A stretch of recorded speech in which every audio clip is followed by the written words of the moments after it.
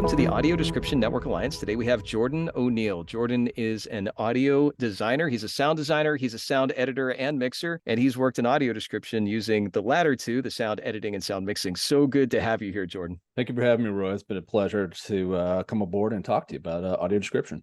Yeah, this is kind of a reunion of sorts too, based on our previous working together many years ago, and so it's kind of neat that we've reconnected here.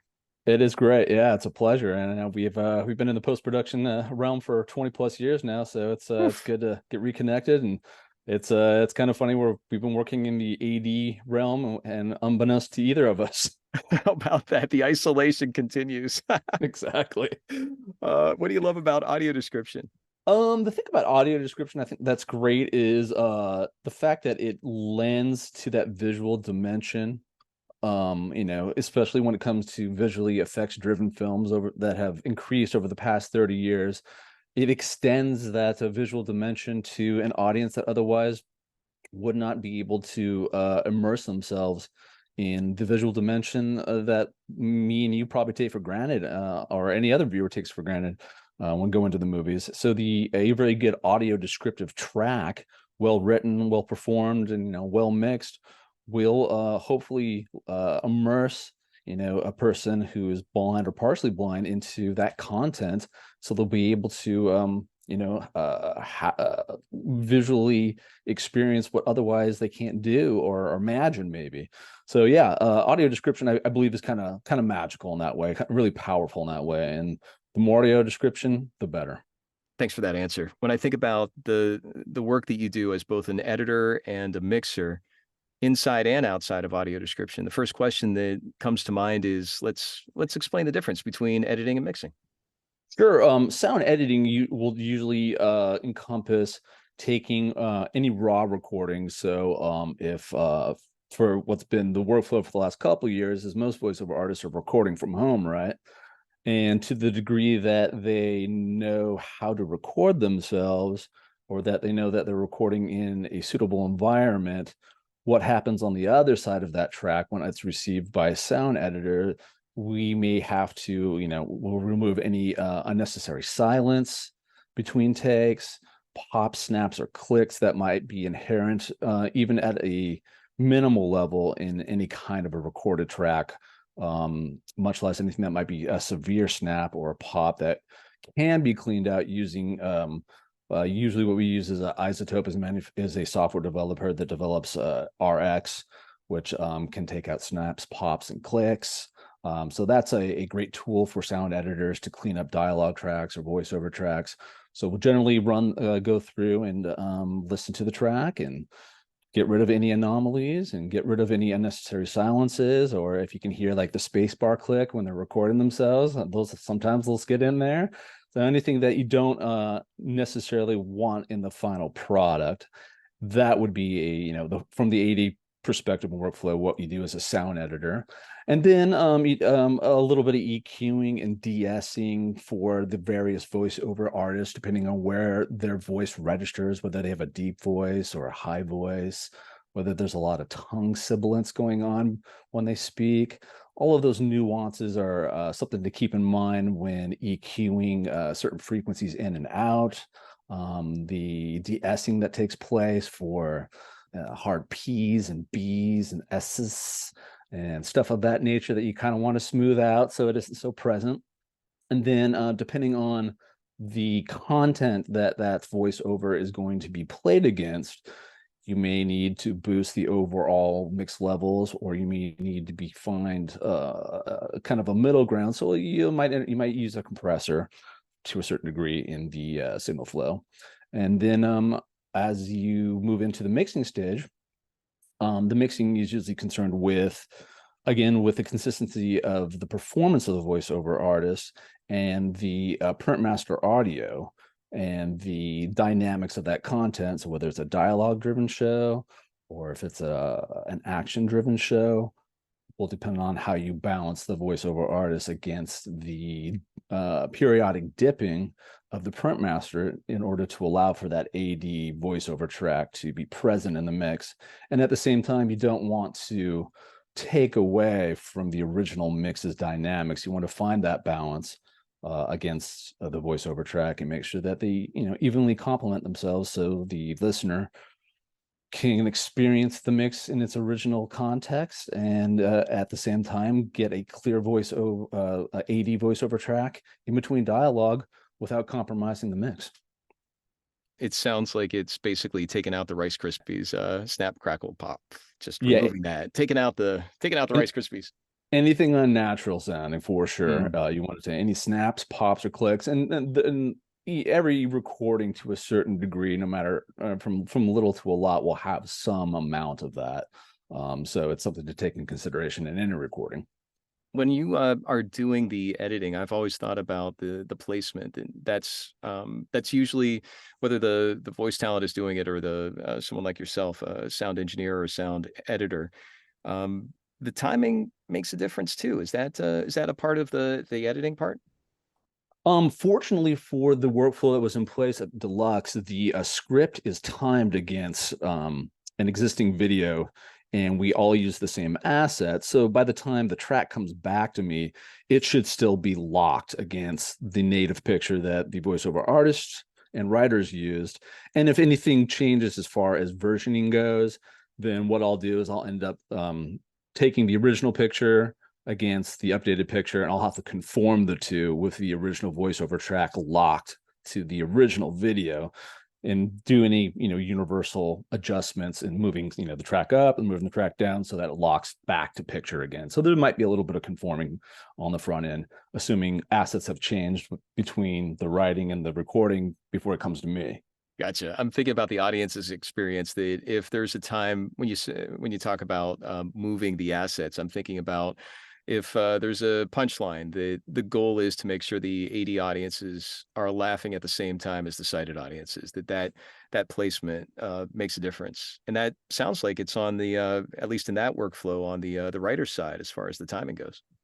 It is, yeah. The writer will determine the proper placement for the VO, and so most of that work is done before once it gets to me, and I just have to make sure I make clean tracks for the mix. Cleaning it up. So no snoring, no clicks, no mouth noises, no deep breaths. Don't want to be stepping on dialogue. You want to make sure that the AD and the dialogue in the master track don't compromise each other. Yeah, yeah. And getting into the mix, you were talking about the consistency. I love that you use the word performance, both in the concept of what the VO is doing on the AD side. And we are geeking out hard here, man. This is like we're just jumping in. I love it. When we talk about the mix, that consistency of performance, what is that like for the audience? You had said about the clear in between dialogue. Could you give some examples of what the audience experience is like before you do the mix and then after you do the mix? Yeah, I mean, before what we do is it's pretty much a remix, right? Because this we're adding an extra stem to the existing printmaster audio. So the standard printmaster would be like a 5.1 or a 7.1 stem, and occasionally some streaming services just did 2 track. So the allowable space between dialogue are the appropriate places for AD to come in and describe what's going on screen. So what we'll do is, and there's a couple different workflows here, approaches to mixing AD content, is I'll find the common dialogue levels where they're hitting on the VU meters, and I'll match my AD to that because I want the dialogue and the AD to be respective of each other volume wise. Otherwise, it's going to sound like one is overwhelming the other and it'll feel unnatural. Occasionally, the voiceover can be a teeny bit louder than your dialogue because it is a voiceover track and it's not native to the mix, but you want it to feel like it is a part of the original dialogue, that it's a companion to it. So we'll try to match the VO track to the native dialogue as close as possible. And then what we'll do is we'll just either dip all 5 channels, or we'll just dip the appropriate channels that might have the most dynamic range that would otherwise drown out the AD track. So there's a couple of different approaches to mixing and dipping the number of channels that you're mixing with. But it's a subtle dip. in the soundtrack to allow for the AD, and then you want to come up nice and gradual, so that the idea is that the listener will never know you're dipping the soundtrack in the first place. It sounds natural. Wonderful. I'm thinking back in the radio days of the DJs that would play a song, and I just got so annoyed when they would like like thumb down the volume, then say, and this is they're talking over the song, and then they turn the volume back up, and then you think they're done, and then they do it again. That subtle dip that the audience doesn't even know it. That's the level of professionalism and quality that you bring. And I'm thinking also about the audience experience, that example of if the audience has to turn up and down the volume throughout a film or a TV show, that means the mix wasn't necessarily mixed to the level that you would bring. And the same thing with the edit, that timing, as well as the extraneous noises, those unnecessary noises, anything that distracts from the audience. It sounds like you're you're paving the road, man. You're paving the audio.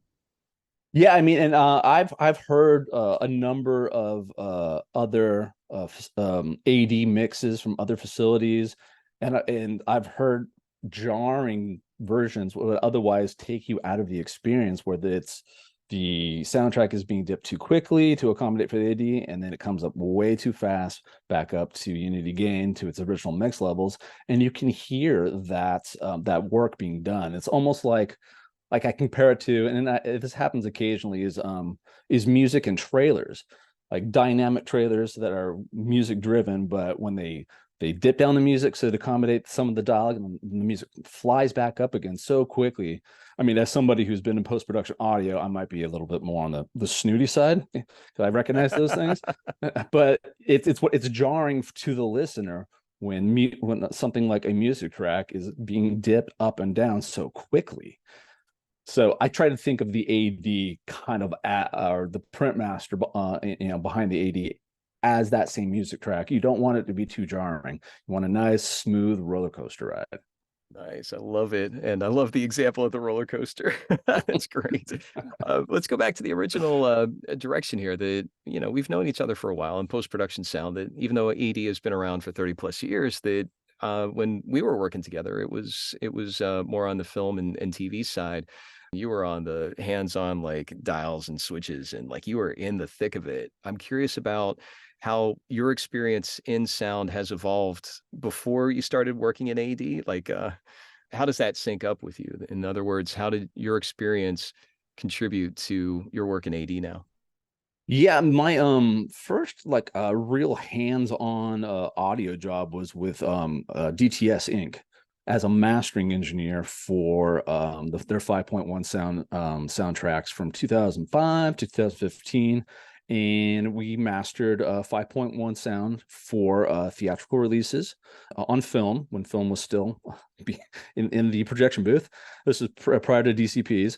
The audio description track part of that was the first time I was introduced to AD, because DTS was the exclusive sound mastering format for audio descriptive tracks in theaters at that time. So in addition to mastering the 5.1 audio for the soundtrack to the movies, we also did all the compatible assets for captioning, for audio description, and DTS equipment is in the booth in order to project those captioning and to pipe in that extra audio description track into the theater. So we mastered those soundtracks for DTS and for theatrical releases, and that was my first introduction to AD in the cinema world prior to going to work for Deluxe in 2016. Do you see a difference between the theatrical experience in the theater and home theater today? I'm thinking about streaming and broadcast. Maybe we could focus on streaming or broadcast, your choice. Yeah, I think just because I was not a user of the audio description track personally in theaters, I can't really lend to what that experience might have been like personally. Although since the streaming platforms have come on board, they have been a big proponent of acknowledging the audio description track, captioning tracks, dubbing tracks as part of the final package. Netflix was probably one of the first, in my eyes, in my experience, one of the first streamers to really embrace that. So, and that was the majority of the work that I was doing for Deluxe in my first couple years there. Was a lot of Netflix shows were supporting the audio description track almost exclusively, and and I would go home, and once those shows aired, and I would check, like, is that track on there? Is it active? Does it sound good? And I took, I wanted it to sound as good as it did when I in my mix studio over at Deluxe. I would come home and I would double check it against my 5.1 surround sound on my TV in my home studio, just make sure that Nice. it sounded just as good, or there was a reflection of that mix, and it translates. Very cool. So for these, I mean, from DTS in 2005 to 2015, and then onward since then, what are maybe there's a specific challenge that you're really proud of that you overcame within the let's focus on AD right now. Is there something that came up and it's like, oh, how am I going to do this? And then you figured it out. And it's like, yes, can you, I'm not looking for any trade secrets here. No, not at all. Actually, I would say, like, not only a singular achievement, but this was a part of a group effort. I mean, and I'm sure you experienced some of this from your end of the audio description world. Is once COVID took place, everybody had to figure out how to keep maintaining their workflow and to keep everybody working and meeting deadlines and getting all our voiceover artists up to speed as far as how to, like, if they didn't have the equipment to record themselves from home, it was kind of my job to, like, finding the most cost effective way for them to buy gear, teach them how to record themselves from home, how to set up an environment from home that's, not going to be interruptive. You don't want the garbage man outside your window while you're trying to record, or a train going by. And the one-on-one basics, it was kind of up to me to figure out what those solutions would be. At least it was in the first, like, 4 to 6 months of COVID.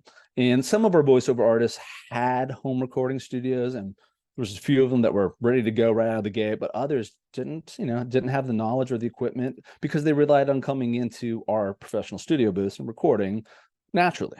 So, we had to find what would be the most cost effective and conducive workflow for them to learn how to record themselves. Usually it was either Nuendo or Reaper or Logic or Pro Tools, depending on what they could afford, and teaching them how to export files and how to kind of QC themselves as they were recording. So getting, that pool of voiceover artists up and running and effective and knowledgeable to self-record, that was a big challenge. And now it's great to hear about the different approaches that different companies are doing as well now with the quality control, that it's a group effort. The blind professionals are part of the quality control process, as well as making sure that the voice talent isn't submitting things that they shouldn't be submitting before it comes to the the next Oh, step. absolutely. Absolutely. Yeah. And it's definitely a process where, everybody learns by making mistakes first. And, you try to streamline that process as quickly and effectively as possible, especially with all the struggles of COVID up and beyond the professional challenges. Sure, yeah. It's I've moved uh during the record from home is, and if I ever do move again, the two questions I need to know is there fast internet and is it quiet? That's it. That's Exactly the right. essentials. Yeah. Quiet for certain. Yeah. That's great to hear about that experience and the collaboration. And I love hearing that it's not all or nothing as far as the perfectionistic approach, that each step people learn and people grow and keep doing the best they can. And each time that best keeps getting better. That's what I'm hearing. Yeah, and that's the reason there's the room for pickups. If something doesn't go right, we'll pick it up one way or another. There we go. Yeah. Thinking about where the future of audio description is headed, just from your perspective, what's the dream scenario? What are the things that you'd love to see happen? Yeah, I'd love to see that footprint wider and wider. I've recently gotten into the game development sound side, and I would love to see more AD on in that audience, just because games is such an amazing experience, and I would love to see audio description in some shape, way, or form. That I want to see that footprint broader in the gaming development side for sure. Beautiful. Yeah. Anything else you'd like to share with our audience? Yeah, I hope that the work that we did at Deluxe has brought enjoyment and thrills to people's AD experiences, and yeah, I would love to be part of anybody's AD project or sound design project, and I'm open to any availability and work anybody wants to bring my way. Sounds great. How can we follow you, Jordan? You can follow me on LinkedIn and on Facebook, and people want to reach out to me directly, they can email me at legacy51sound@protonmail.com. Sounds great. And again, this is Jordan O'Neill, the exemplary, yes, I'm so excited, sound designer, sound editor, and mixer with audio description and beyond. Thanks for joining us, Jordan. Thank you. It's been my pleasure, Roy.